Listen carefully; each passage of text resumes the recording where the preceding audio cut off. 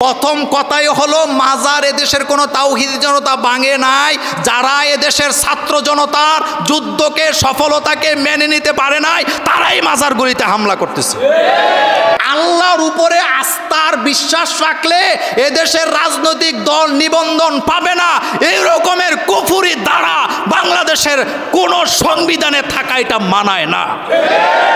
মাদ্রাসা হলো মুহাম্মদ সাল্লাল্লাহু আলাইহি ওয়াসাল্লামের ঘর, যেখানে ইসলাম আর ইসলামের আকীদা কোরআন হাদিস শেখানো হয়। সেই জায়গায় যারা হিন্দু শিক্ষক বসাইছেন আল্লাহ তাদেরকে ক্ষমা করতে পারেন না।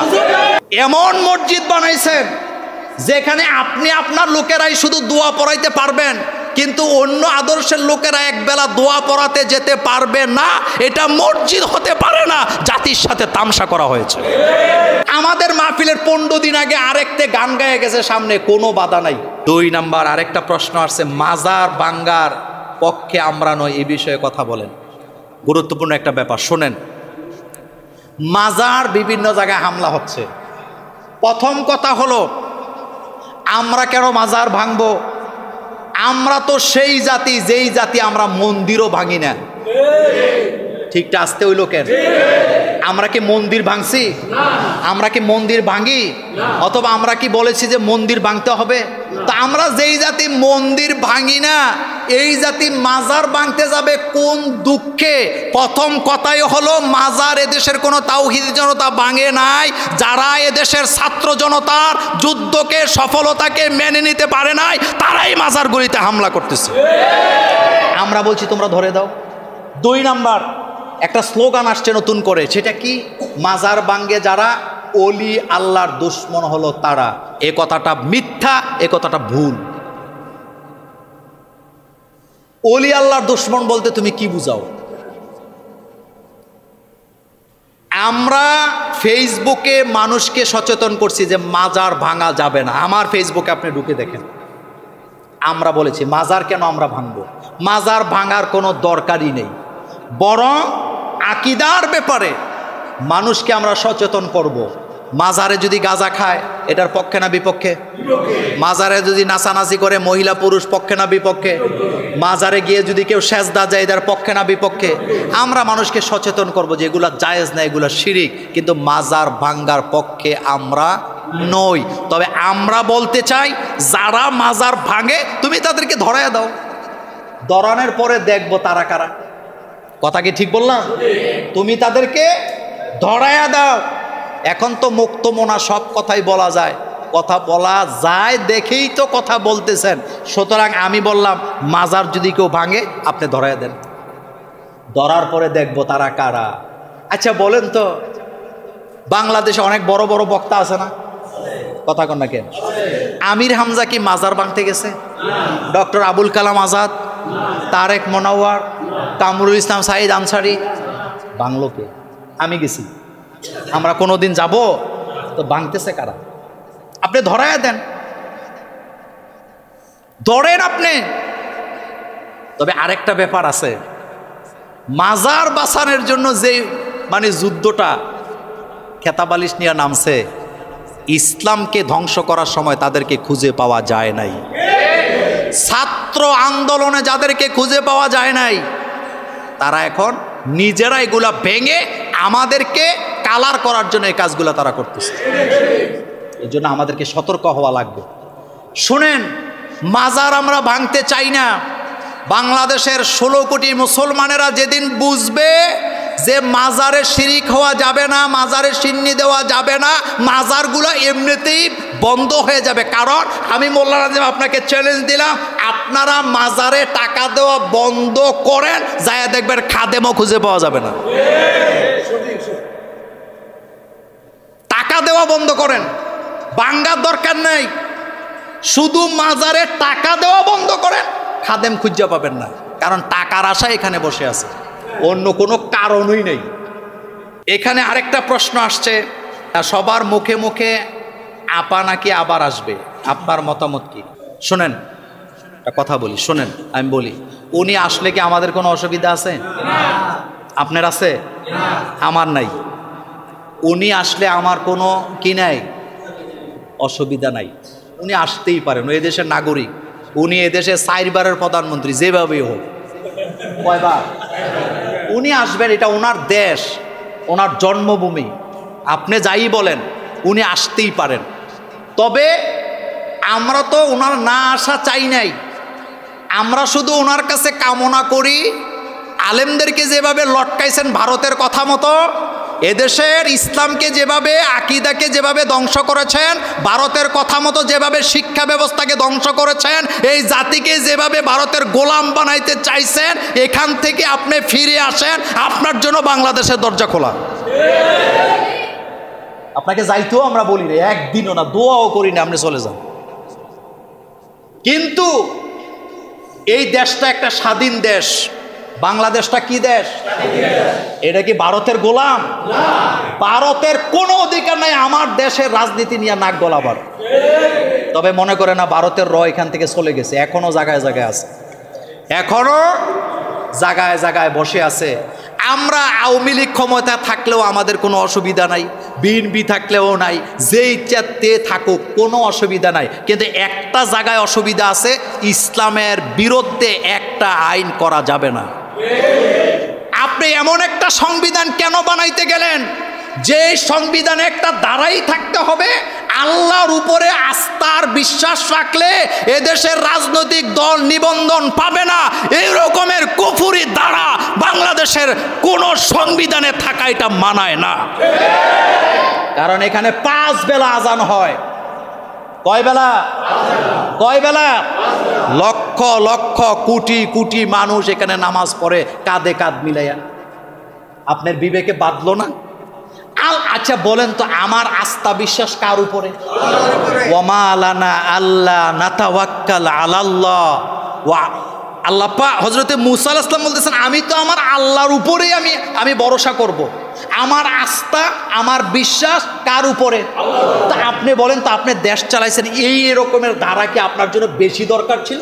না। এটা কি আপনার কোনো কাজে আসছে? না। মাদ্রাসা শিক্ষা ব্যবস্থারে কাটতে কাটতে কিচ্ছু নেই, কিচ্ছু নাই মাদ্রাসা শিক্ষা। আপনি যান, মাদ্রাসা শিক্ষা ব্যবস্থায় কিচ্ছু নাই। এই সিলেবাস দিয়ে একজন আলেম আপনি তৈরি করতে পারবেন না। গত জুমায় আমি বলেছিলাম যে এই সিলেবাস দিয়ে আলেম তৈরি হয় সব শেষ করে দেওয়া হয়েছে। এগুলো কি খুব বেশি দরকার ছিল? একটা কথার জবাব দেন, মাদ্রাসা হলো মুহাম্মদ সাল্লাল্লাহু আলাইহি ওয়াসাল্লামের ঘর, যেখানে ইসলাম আর ইসলামের আকীদা কোরআন হাদিস শেখানো হয়।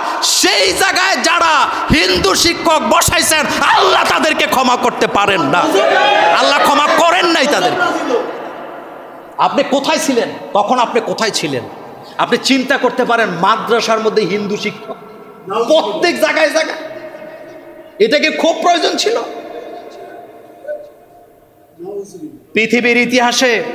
পৃথিবীর ইতিহাসে আপার চাইতে একসাথে এত বেশি মসজিদ কেউ বানায় নাই। কিন্তু আপনি মসজিদ বানাইছেন, আপনি যাবেন মসজিদে যেয়ে দেখবেন মসজিদ কি অবস্থা, কিভাবে বানাইছেন। মসজিদ বানায়া কোটি টাকা থাকলে, মুসল্লি না থাকলে এই মসজিদের কোনো দাম নাই। আমাকে একজন মডেল মসজিদের খতিব বলছেন, আমি এখন তাহাজ্জুদ করে দোয়া করি যে আল্লাহ আমাকে এর থেকে মুক্তি দাও, আমি কেন মডেল মসজিদের ইমাম হতে গেলাম? আপনার টাকা থাকলে একটা মসজিদ বানাইলে মুসল্লি আসবে না, মসজিদ জনগণের জন্য উন্মুক্ত করে দিতে হবে। এমন মসজিদ বানাইছেন যেখানে আপনি আপনার লোকেরাই শুধু দোয়া পড়াইতে পারবেন, কিন্তু অন্য আদর্শের লোকেরা একবেলা দোয়া পড়াতে যেতে পারবে না। এটা মসজিদ হতে পারে না, জাতির সাথে তামসা করা হয়েছে। মসজিদ সবার জন্য উন্মুক্ত, সবার জন্য উন্মুক্ত। এগুলো কি করার খুব বেশি দরকার ছিল? আচ্ছা বলেন তো, মাহফিলে বাধা দেওয়ার দরকার ছিল? মাহফিল হবে বাংলাদেশে, আপনি বাধা দিবেন কেন? আপনি বলবেন এখানে রাজনীতি কথা। তো এখন কি রাজনীতি কথা হয় না? এখন হয় না? কই মাহফিলে তো কোনো গন্ডগোল হয় না। এক ঝুমুরের মাহফিল, আপনারা কি পেরেশানিটা আমি আর কাশেম ভাই করছি, এরপরে আমাদের কি সাদেক মাস্টার কই আছে, কি পেরেশানি করছি আল্লাহ সাক্ষী আছে। 3টা অনুমতি আনার পরেও ডক্টর আবুল কালাম আজাদ যখন আলোচনা করতেছিল, এরপরও গাড়ি লয়ে হই নির্বুতের হয়ে দাঁড়াইছে। এগুলো মনে আছে? কেন এগুলো হবে কেন? আমাদের মাহফিলের 15 দিন আগে আরেকটা গান গায়ে গেছে সামনে, কোনো বাধা নাই, কথা ঠিক বলছি? অথচ বাংলাদেশের সবচেয়ে বড় মাহফিল হতো এই ঝুমুরে। আপনারা সাক্ষী আছেন, এই জাতি সাক্ষী আছে। আপনাদের বুড়িচংয়ের টিউনও কি বলতেছে, কই এত বড় মাহফিল করার দরকার কি, যেই মাহফিলের প্রচারণা মঙ্গল গ্রহে গেছে। আমি সেদিন বলেছিলাম এই মাহফিলের প্রচারণা মঙ্গল গ্রহে নয়, আল্লাহর আরশে আজিমে চলে গেছে। এগুলা কি ভালো কাজ ছিল? কেন দরকার ছিল? তখনকার সময় আপনাদের এলাকার 2 চেয়ারম্যান আমার সামনে অনেক চেষ্টা করছে মাহফিলের জন্য, তাও পারেনি। সব কথা উপর উপর উপর। কেন? এগুলা কি বেশি দরকার ছিল? আমি আমার 16 বছরের জীবনে কত মাহফিলের স্টেজ থেকে, কত মাহফিলের জায়গা থেকে ফেরত আসছি, আল্লাহ ছাড়া, আমি ছাড়া, আমার ড্রাইভার আর আমার পিএ ছাড়া কেউ জানে না। একটা কথাই বলতাম, ফেসবুকে দিস না, কোনো প্রচারণা করি নাই। হাজার হাজার মাহফিল আমাদের। এটা কি খুব বেশি দরকার ছিল? এগুলা করার কি দরকার ছিল? কি দরকার ছিল? আলেম ওলামাকে, জসিমউদ্দিন রহমানের মতো লোক, নাম শুনছেন? কি মাপের আলেম, বছরের পর বছর নির্যাতন করে করে শেষ করে দিছে। হাজার হাজার আলেমের উস্তাদ, মুফতি কাজী ইব্রাহিম সাহেবের মতো আলেম, পৃথিবীতে আধুনিক আলেমদের মধ্যে অন্যতম একজন আলেম হচ্ছেন মুফতি কাজী ইব্রাহিম। লক্ষ লক্ষ হাদিস যার মুখস্থ, তার আঙ্গুল পর্যন্ত প্লাস দিয়া টেনে তোলা হয়েছে। আচ্ছা, আলেমরা কি চোর? আলেমরা কি ডাকাত? আলেমরা কি হাইজেকার? আলেমরা কি চাঁদাবাজি করে? এগুলা করার দরকার কি ছিল? কোথায় হাউন আঙ্কেল এখন? কোথায় পিচ্চি বাচ্চা বক্তা, কি নাম? আপনি তার বক্তব্য শুনছেন? তাকে ল্যাংটা করা হয়েছে, তাকে ল্যাংটা করানো হয়েছে হাতির জিলের কাছে নিয়ে। সে নিজে বলেছে, একজন আলেমকে ল্যাংটা করানো মানে হলো একটা জাতিকে ল্যাংটা করে দেয়। আপনি এখন মুছে তেল দেন, আপনার কাছে এখন 1 মাসের মধ্যে আপনি অস্থির হয়ে গেছেন। আপনার মনে নাই যেই দেশের মাটিকে আপনি আলেমদের রক্ত দিয়ে রঞ্জিত করছেন, এ দেশের আলেমরা শান্তিতে ঘুমাইতে পারে না, আলেমরাই বলে জঙ্গি। এই পুলিশগুলো এখন কোথায় জানি না, আলেম দেখলে হাতের মুখ বেহা হয়ে যেত। আশ্চর্য ব্যাপার, আলেমরা কোনো সিএনজি স্টেশনে এদের কি তুলে? আচ্ছা বলেন, আপনি বুকে হাত দেন, আপনি যদি আপনার মায়ের সন্তান হয়ে থাকেন, বাপের সন্তান হয়ে, আপনি বুকে হাত দিয়ে বলেন, আপনি কোনো আলেমকে সিএনজি স্টেশনে চাঁদাবাজি করতে দেখছেন? LGD, roads and highway, PWD থেকে শুরু করে যত সংস্থা আছে উন্নয়নের, কোন জায়গায় কোনো আলেম টেন্ডারবাজি করতে দেখছেন?